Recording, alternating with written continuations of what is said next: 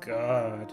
The null driver is cool and all, but I'm sure some things didn't particulate properly. Oh. Oh my god, I can't feel my legs! I can't feel my legs! Oh yeah, I never had legs. Now that's out of the way, I want to talk about one of my most favorite Mega Man fan games, ZX Prequel. I haven't mentioned it on this channel, but I love the Mega Man franchise. I love almost everything Mega Man, but my favorite series has to be the Zero and ZX series. This fan game is a prequel to ZX, with a few familiar faces showing up. The game runs off an exe file though, and it was kinda badly translated. A lot of the assets are ripped from the handheld series, but it throws a few curveballs with certain level designs from the OG Mega Man X games. Right off the bat, you start off with a character select between Net, who plays like Mega Man X, or Elf, who plays like a female Zero. Not to be confused with the fan-made gender bent known as Bliss Zero, that everyone seems to love.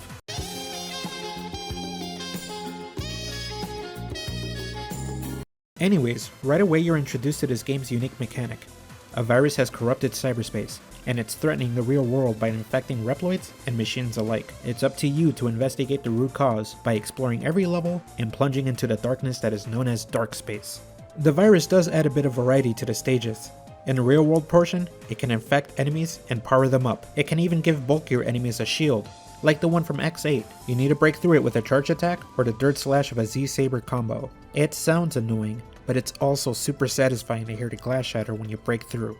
When you enter dark space, that's when the music changes. A meter on top starts counting upward too. Fans might recognize this as the same meter from the artificial sun stage in Mega Man 04. Whenever it goes up to 100%, you take a single tick of damage. This is damage that doesn't knock you back though, or it gives you mercy invincibility, so be careful with your HP.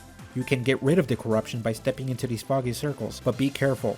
The enemies in here are instantly powered up by the virus, and the stage also becomes more abundant with hazards and pitfalls. Dark space is essentially a hard mode for the level, but you need to go through dark space to pass through impossible objects, then flip back to reality. This mechanic does add a few clever layouts though, and it's a really nice way to hide secrets. Beyond this, the game plays more traditionally to the Mega Man X games, rather than the handheld successors. You don't have the option to switch from Buster Gun to Z-Saber. Whichever character you choose specializes in the respective weapon with lethal efficiency. The energy regen mechanic from ZX Advent is also here.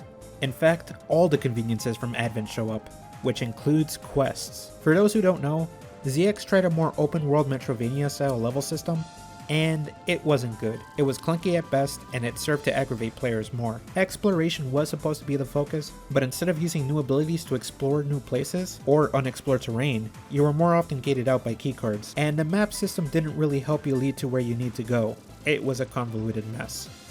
ZX also added quests in the games that were also handled clumsily. You were only allowed to take one at a time, and you had to set them at the save locations. But again, you didn't know where to go half the time, and if you happened to abandon the request, it warped you away to whichever save spot you used to accept the quest at the time, which may or may not give you the ability to teleport. ZX is my favorite game of the franchise, but it does have a lot of glaring issues. Advent fixed these issues by not only allowing you to complete multiple quests at once, but also marking the NPCs with a thought bubble, so you know who has a quest. ZX Prequel takes the best of both worlds. The game uses a much smaller town as a hub. There are 4 different exits you take to complete stages without having to set the mission, and an intermission stage also pops up every time you defeat 4 bosses, to progress the story. When that story mission is done, you simply continue off where you last defeated the boss. I'm not gonna lie, it doesn't sound like much exploration, but after every intermission, there are new quests for you. They are either in the town or hidden in the stage itself. This incentivizes you to go back to previous levels while equipped with new abilities that might help you find new secrets during those quests. And the chip system from 03 comes back. You can equip a chip for your helmet, body, and feet, and you'll need energy crystals to unlock them. You find them by collecting data discs, which may also contain additional information about different aspects of the game. But so far it sounds like pretty basic Mega Man Zero stuff. What elevates this fan game for me is how it blends the assets together and completely changes old boss fights. Okay, so the game obviously recycles assets from old games, but that's not necessarily bad. Some are a bit uninspired, like gluing all the fire stages and water stages together, but some are also way more creative. For example, I love how they merged the ideas from the Great Tree stage of Advent with the Ragnarok Core stage from 04, and then it tops it off with the elevator segment from Split Mushroom stage in X4. I love the Scrapyard stage, and how it uses the viruses that chase you in the Sigma stages of X5, but calling them ghosts. all while the flashes of a certain phoenix haunts you in dark space. I love how the second intermission stage uses the airport stages of Advent and X1 as a transition to jump across ships from the air raid mission of Zero 2, while also adding in assets of Ash's opening stage in Advent. I love the freaking laser optic stage from XX, or the rising water from the old library used in Area F's background, or my favorite, how they combine the train stage of Zero 2, add in the bomb hunting taken from Hidden Phantom's factory stage in Zero 1, then it leads to a mid-stage boss fight, but then it takes you to the underground subway stage from Zero 1 with the additional hazard of the ceiling keeping you in check. It's freaking good, okay? And the bosses aren't just palette swaps. They have new and original attacks, with the exception of Fire Maul for some reason. Their elements have been changed, and they're incredibly fun, fast-paced, and above all, fair. It's the high-octane action you've come to love and expect from a Mega Man Zero game. Don't try to fight them like their predecessors. While they might recycle a couple of animations, their attacks are different. Some bosses even steal attacks from others. Sonic is a good example. Not only is it poking fun at itself for simply turning the Hedgehog boss blue and telling you not to steal, Haha, I get it. but it also mixes in Children attacks from Zero 3 to keep you on your toes. There are two stages I didn't like specifically, mostly because it plays with your perspective. The gravity stage gave me a lot of trouble, but overall it wasn't too bad. It just made me play extra cautious even after I was done with it. The Crystal Cave section though? Okay, so it blends the Crystal Snail stage from X2 and the Crystal Caves from Zero 2.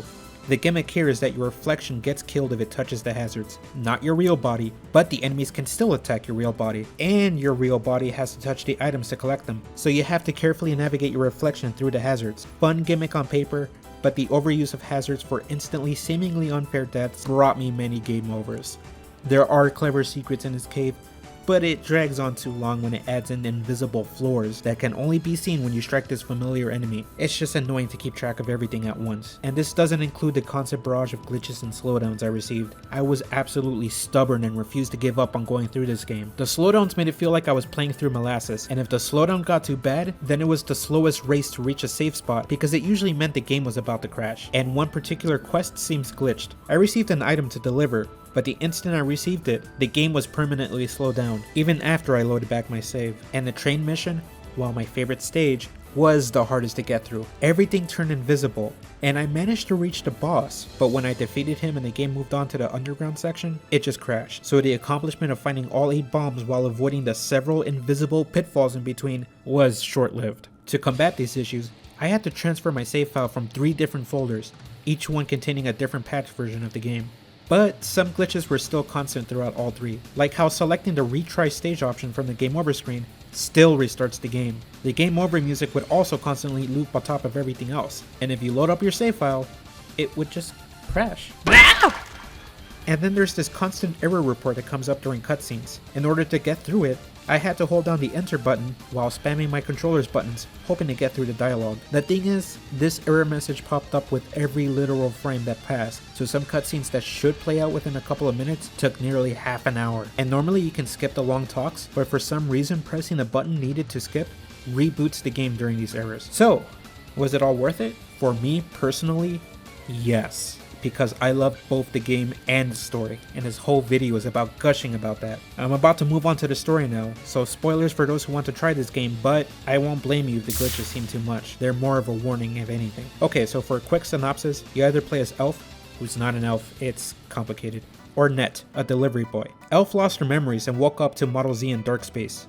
Meanwhile, Net is with Jiro, and has been with Model X for some time. Net is the sole survivor of a Maverick raid 10 years ago, and he wants to know why. Elf and Net's destinies are about to intertwine though, as they investigate what, or who, is corrupting cyberspace. The two eventually meet in the dark space section of Area Zero, the last bit of land that has living nature. Net then brings her over to the Guardians, where the two help each other investigate the virus, while the Guardians try to find Elf's identity. They also get help from Prairie, and Lagros, who works with an unspecified government. Throughout the story, the virus begins to mutate and evolve. It actually affects gameplay too. With time, the virus is able to infect multiple enemies at once, and give them bigger boosts to attack and health. A mysterious figure is also spreading this virus. His name is Brazo, and he seems to recognize Elf. He won't tell her anything though, and by the end of the second intermission stage, he successfully bombs the government where Lagros works. Lagros survives, and in a cutscene helps Net and Elf from getting killed by a couple of familiar faces, along with 2 new OCs that are helping the game of Destiny.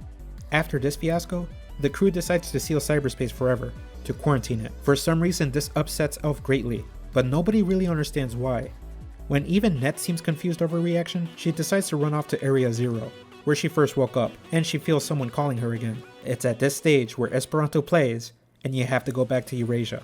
You know, the satellite that crashed in X5? When that tune dropped, my enthusiasm levels shot through the roof. Call me silly, but I was invested in the story.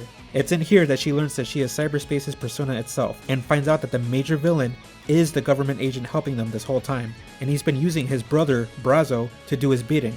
But they weren't always like that.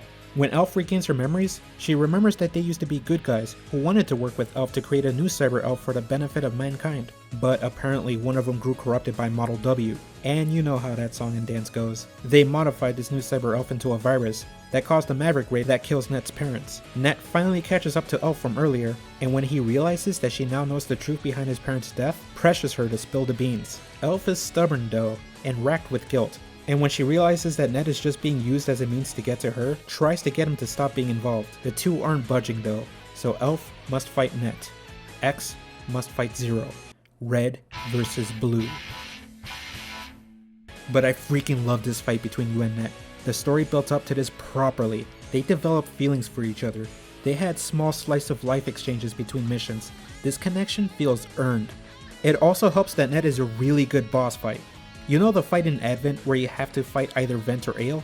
Yeah, that boss fight sucked. This is how they should have fought. Combining the upgrades Net gets through his playthrough, with a significant plot point being the context, while some kick-ass song plays, this is what elevates a good boss fight into a memorable one.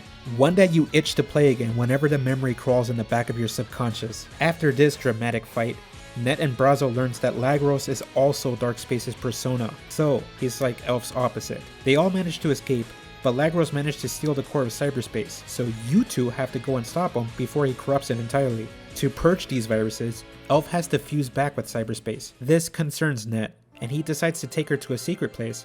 For those who remembers this background, it's okay to cry.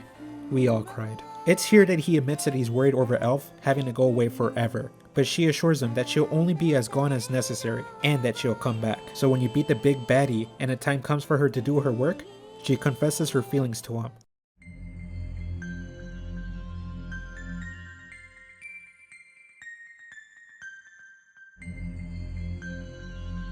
Mwah. Man, I really hope they get their happy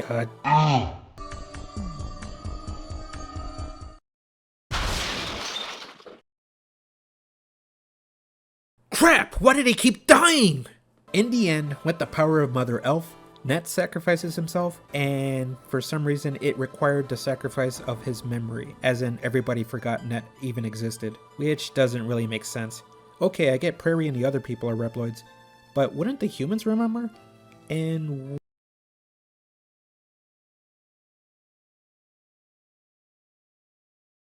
damn these glitches! Anyways, this game does have a hard mode, and a couple of secret bosses. You can also carry your save file for a new game plus. Granted, if your computer can run it without any issues. And I know the dev from Rockman Lab has apologized for them. He apparently made this game 2 weeks after using Game Maker for the first time, which, even with the glitches, it's kind of impressive. He is working on a sequel though, ZX Zeta, which stars Girouette, the canonical holder of Model Z, and another Zero-esque chick named Cynthia. Apparently this is gonna have a PC and mobile port, which is what I'm excited for. Anyways, this video was done so I can gush about this game in time for Mega Man May month. It's almost over by this point, and I wish I could focus on more Mega Man fan games I played in the past.